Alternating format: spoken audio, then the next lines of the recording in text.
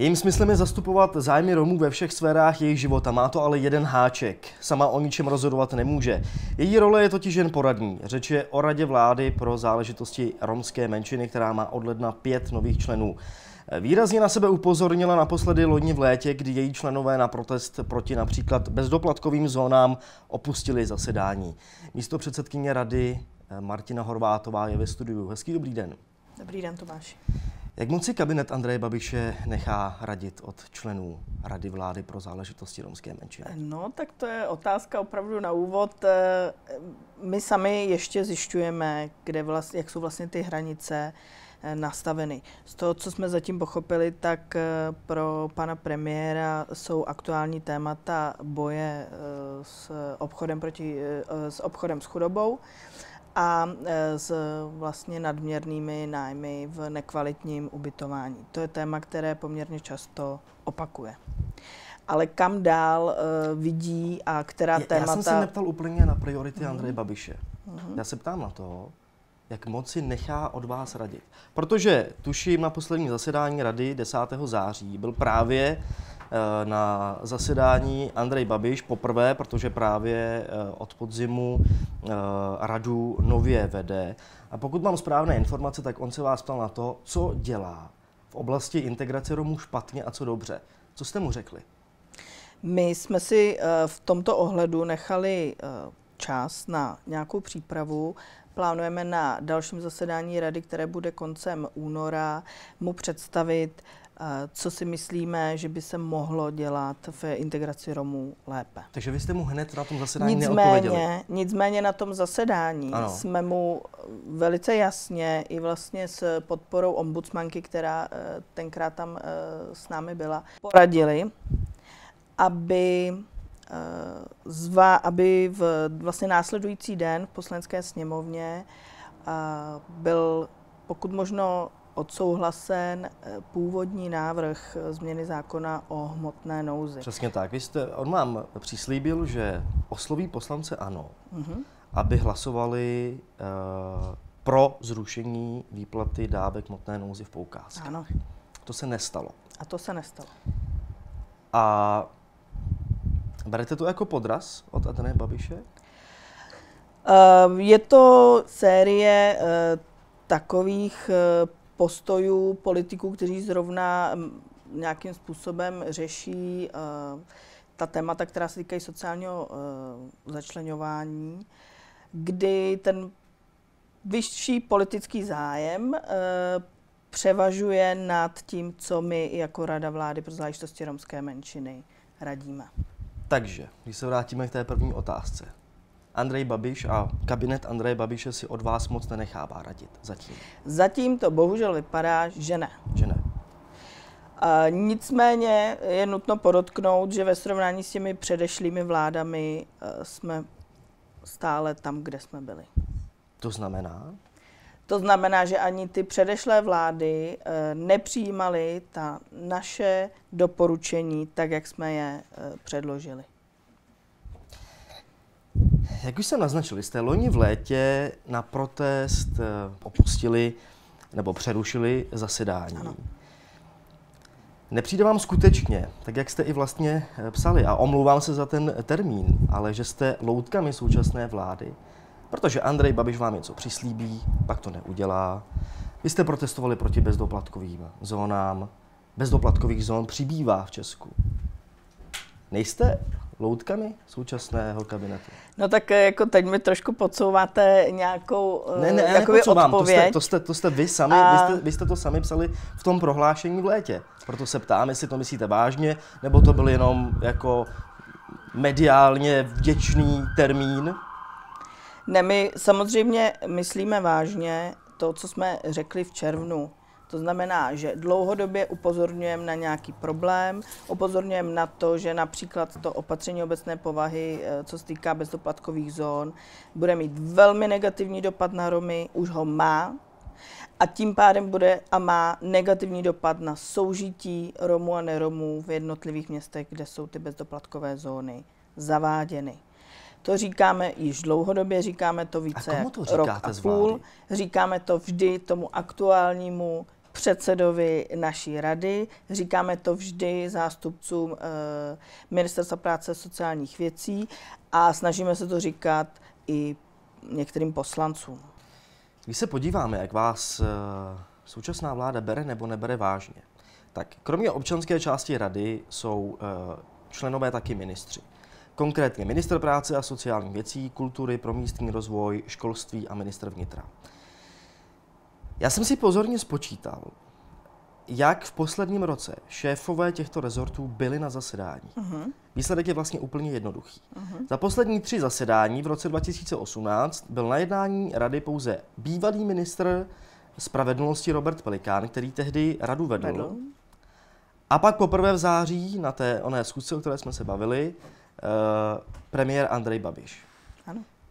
Čím si to vysvětlujete? Proč ministři nechodí na zasedání rady?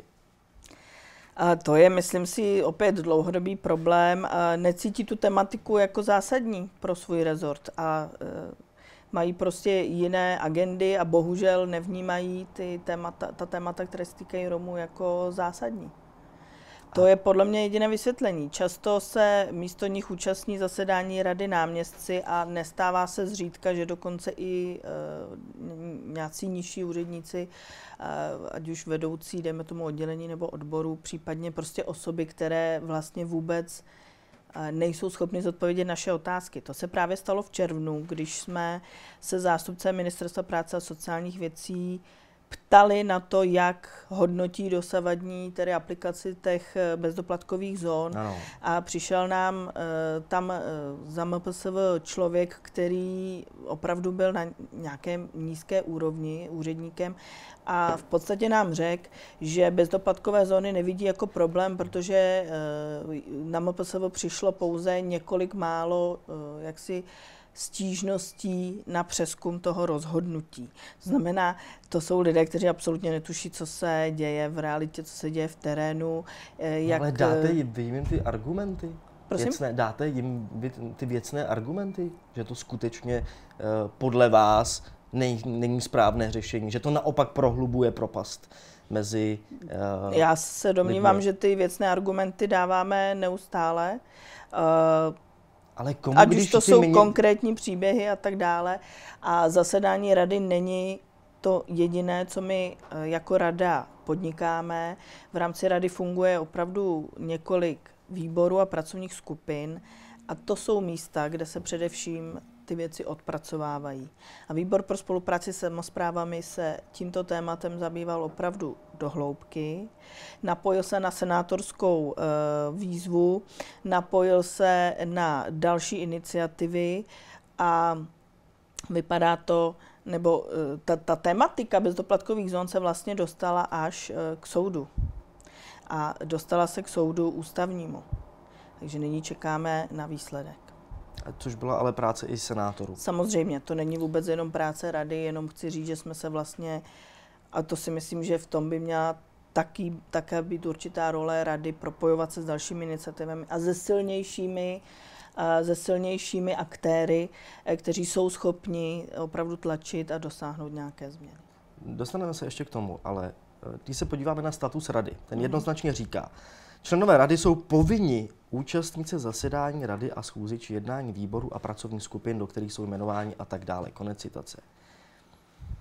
Ta nepřítomnost těch ministrů a opravdu tam nebyl žádný z těch konkrétních ministrů, který jsem tady vyjmenoval, kteří jsou členové rady. Neubírá to podle vás na vážnosti té samotné rady? Není Samozřejmě. to pro vás jako pro místopředsedkyni vlastně špatná vizitka? No, špatná vizitka. Myslím si, že tohle je věc, kterou můžeme ovlivnit pouze částečně. Snažíme se o to. My jsme v průběhu léta měli schůzku s premiérem a cílem té schůzky právě bylo sdělit mu, že se domníváme, že jsme přesvědčeni o tom, že na radu by měli chodit její členové, ne jejich zástupci, a aby jako premiér věnoval radě dostatečnou vážnost. Tehdy nám slíbil a řekl, že to téma vnímá jako důležité a že tak bude k radě přistupovat. To první zasedání 10.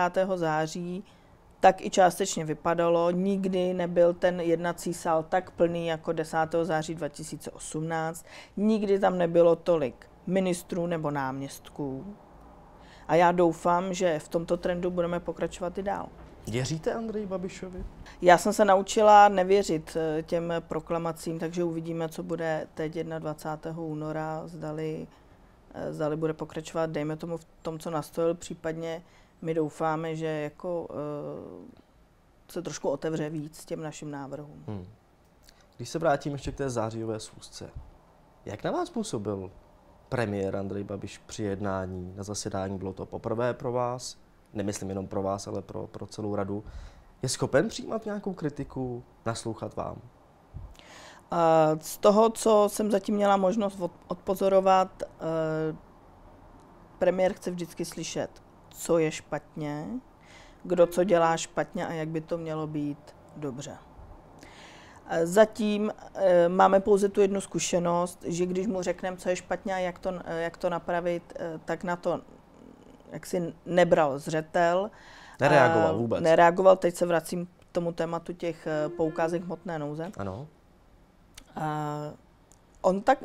On nám tam slíbil, vlastně řekl, že jakoby chápe, co říkáme, že to takhle vyřídí vlastně svému poslaneckému klubu, což nevíme, zda udělal nebo ne, nicméně hlasování toho poslaneckého klubu tedy ukázalo, že i kdyby to naše stanovisko tam sdělil, tak nemělo vliv na rozhodování. Ano, tuším, že pro úplné zrušení hlasovali jenom poslanci ČSSD a KDU-ČSL.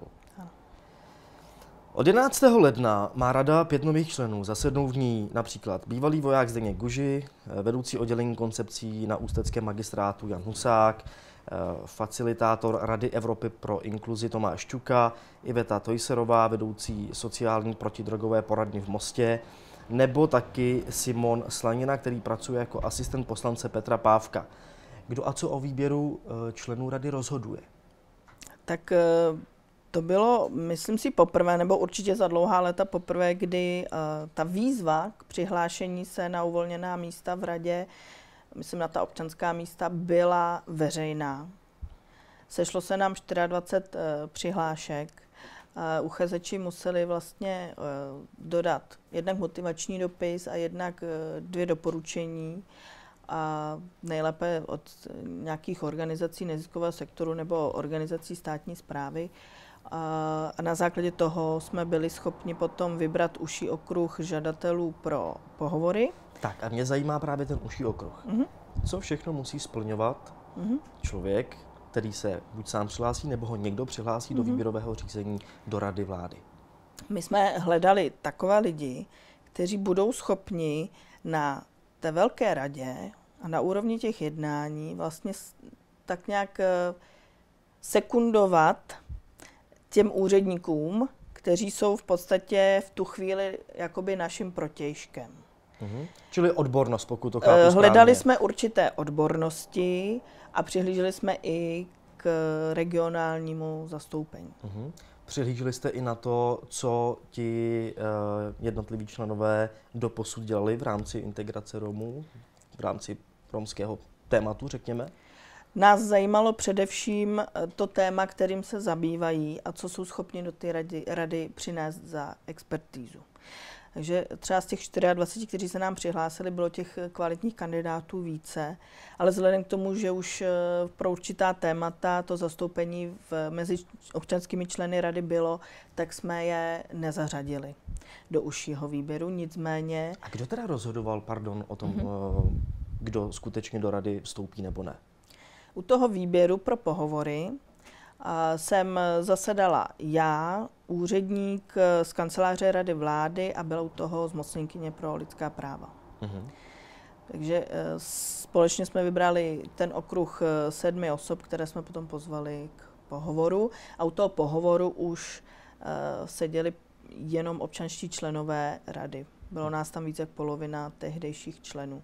Podle statutu je Rada stálým poradním a iniciačním orgánem vlády pro otázky romské integrace. Cílem rady je napomáhat integraci Romů do společnosti, to už jsem říkal i v tom úvodu, dosažení bezkonfliktního soužití Romů a ostatní společnosti a celkové zlepšení postavení Romů ve všech sférách života. Zní to moc hezky, ale má podle vás rada vůbec páky na to něco změnit? Myslím si, že ten statut zní velmi honosně. Ano. Realita je trošku, bych řekla, civilnější, jiná. Vemte si, že v tuhle chvíli nás je 18 občanských členů. Nikdo není v radě za svoji činnost jakkoliv placen.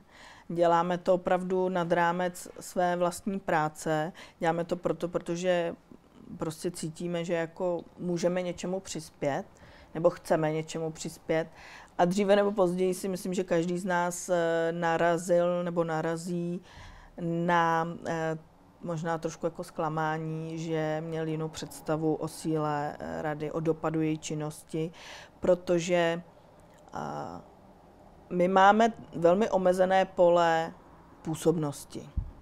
To pole, které je nám vytyčeno, je opravdu zúženo a na řadu věcí bychom potřebovali mít ještě nějakou expertní podporu. Pokud totiž chceme například měnit nebo navrhovat změny legislativy, musíme umět využívat ten jazyk, který se přitom používá. Musíme umět znát ty principy, vlastně ten mechanismus změny legislativy a tak dále. Tohle už se ví vlastně od vzniku rady. Nestálo by za to, aby se rada nějakým způsobem přetransformovala do něčeho jiného, aby měla větší pravomoci. Uvažuje se o tom vůbec v radě? V radě se o tom hodně uvažuje, mluví se o tom určitě více jak 2 roky. A měli jsme různá pracovní setkání, kde jsme opravdu jako ať už brainstormovali nebo plánovali, co vlastně by se dalo dělat. Je několik modelů, vlastně na veřejnost už se asi i dostal, i my jsme několikrát o tom informovali. Ten záměr zřídit pozici zmocněnce pro romské záležitosti nebo romské menšiny. V tom vy vidíte tu transformaci, aby se zřídilo? Protože byste o tom mluvili i s premiérem Andrejem Babišem. Mluvili jsme o tom s premiérem. Že je taková potřeba, aby tady existoval vládní zmocněnec pro romské komunity, jako podobně na Slovensku. Ano. Ten by ovšem neměl žádný význam, pokud by to byl opět jenom další úředník s partou spolupracovníků, který by musel plnit vládní úkoly, ale tam je nezbytnou součástí toho opatření by bylo přidělit tomu zmocněnci i jaksi kontrolu nebo pravomoce nakládat s určitou částí prostředků, které sem poputují z Evropského sociálního fondu. Protože česká vláda je povinná přijmout strategii integrace Romů a tento dokument potom vlastně dodat Evropské komisi. A je to jedna z podmínek pro uvolnění evropských peněz do českého státu. Vrátíme se ještě k tomu zmocněnci. Nestačí nám zmocněnkyně vlády pro lidská práva? Martina Štěpánková, zmocněnkyně pro lidská práva, my jsme se jí nedávno dotazovali, zdali dostala od premiéra nějaké konkrétní zadání, co se týká sociálního začleňování nebo integrace Romů. Odpověděla nám, že žádné konkrétní zadání nedostala. To znamená, my si to zatím vykládáme tak, že to téma pravděpodobně zůstává pod premiérem a proto je naším cílem na další radě vznést dotaz vůči premiérovi a zeptat se ho na jeho priority v této oblasti. Takže nejsou to podle vás priority Martiny Štěpánkové? Ne. Chápu to i vlastně i z vašeho výrazu a z vašich slov, že jste vlastně zklamaná z Martiny Štěpánkové. Já to nemůžu úplně říct. Samozřejmě, že jsme s Martinou Štěpánkovou jsme řešili některé momenty, kdy si myslíme, že se měla jako zmocněnkyně pro lidská práva veřejně vyjádřit po určitých výrocích určitých politiků například. A proč jste to a neudělala vy, ale? to. Proč jste to nedělali vy? To je My vlastně to děláme taky... téměř vždy. Vždy? Ale a ano. třeba v případě Miloše Zemana o nepracujících Romech, to jste se moc nevyjadřovali, teď naposledy i poslanec Foldina, který mluvil v České televizi. No, já jsem tušila, že se mě na to zeptáte. No ne, je tak to tak, že vlastně... na prezidenta Zemana dlouhodobě reagujeme. Nicméně to vyvolává spíše takové jako kontrareakce, je to kontraproduktivní, se nám zdá zatím. A vždycky... Proč to vyčítáte v případě vládní zmocněnkyně pro lidská práva? Ne, já ji nic nevyčítám, jako ne, to mě teďka jako vkládáte něco do úst. Nevkládám, já jenom říkám, že se dlouhodobě snažíme reagovat na výroky politiků, děláme to, nicméně naše vyjádření bývají většinou zveřejněna na Romea.cz a v některých případech jsou přejímána nějakými většími médii v rámci nějakých větších článků, kde se jakoby to vyjádření, dejme tomu, ztratí nebo utopí. Takže když jsme se bavili nedávno právě o výrocích poslance Foldiny v pořadu Máte slovo, jak bychom na to měli reagovat, došli jsme k názoru, že opět napsat další otevřený dopis, tak jak už máme ve zvyku, že nepovažujeme za úplně účinné a vyzvali jsme Martinu Štěpánkovou, aby se k Foldinovi vyjádřila. Ona nám na to odpověděla asi za 3 dny, což samozřejmě už zase ta aktuálnost té odpovědi potom se snižuje. Odpověděla nám, že nějakou reakci již má napsanou a že už půjde do médií. Já jsem ji teda dosud nezaznamenala, takže zase nevím, jestli média tu informaci nějakým způsobem zaznamenali, jestli ji jenom nechtěli jak si přejmout, nebo jestli prostě ještě vlastně nebyla zveřejněna. No. Mm-hmm. Jaký má rada reálný dopad na lidi? Reálný dopad na lidi, to je možná to, co nás nejvíc frustruje a co předpokládám, že frustruje i zainteresované lidi, kteří nějakým způsobem tu činnost rady se snaží sledovat. To je samozřejmě běh na dlouhou tráť. My jsme byli rádi, že rada byla jedním z těch, kdo tedy tlačil na vládu například kvůli odkoupení letů u Písku. To opravdu to jako na každém zasedání rady se tohle projednávalo. Jak si měli jsme množství dalších paralelních jednání se zástupci vládních orgánů a tak dále. Nicméně ta naše doporučení, která my jsme schopni dát, se týkají většinou úpravy legislativy a to je běh na dlouhou trať. A my jako rada na to nemáme úplně jaksi silný nebo přímý vliv. My jsme závislí, my bychom v ideálním případě potřebovali mít zastoupení mezi dejme tomu, řekněme tomu, lobbysty v Poslanecké sněmovně a opravdu pracovat jednotlivě s poslanci, představovat jim to téma, přesvědčovat je. A to nejde teďka? To nejde, když je nás 18 lidí, kteří se musíme živit vlastní prací a tu radu děláme jakoby ve volném čase.